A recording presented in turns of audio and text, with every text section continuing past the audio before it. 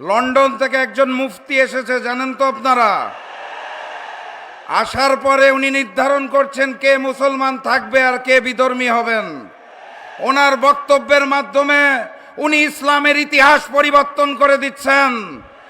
আমি আজকের এই বক্তব্যে ওনাকে ধন্যবাদ জানাতে চাই, কারণ উনি গতকালকে একটি সঠিক কথা বলেছেন।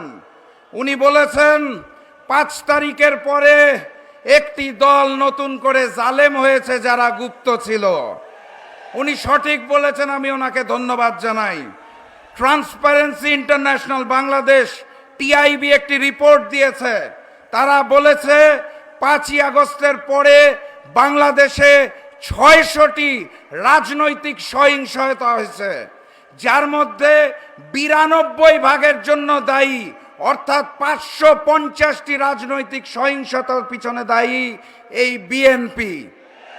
তাহলে জালেমের নাম কি? জালেমের নাম কি?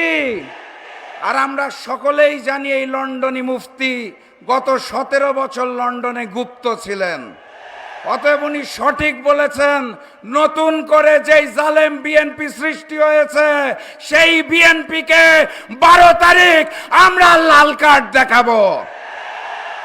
রাজশাহীতে যেই 6টি আসন আছে সেই 6টি আসনে দাঁড়িপাল্লাকে জয়যুক্ত করে আগামী দিনের প্রধানমন্ত্রী ডাক্তার শফিকুর রহমানকে উপহার দিতে হবে।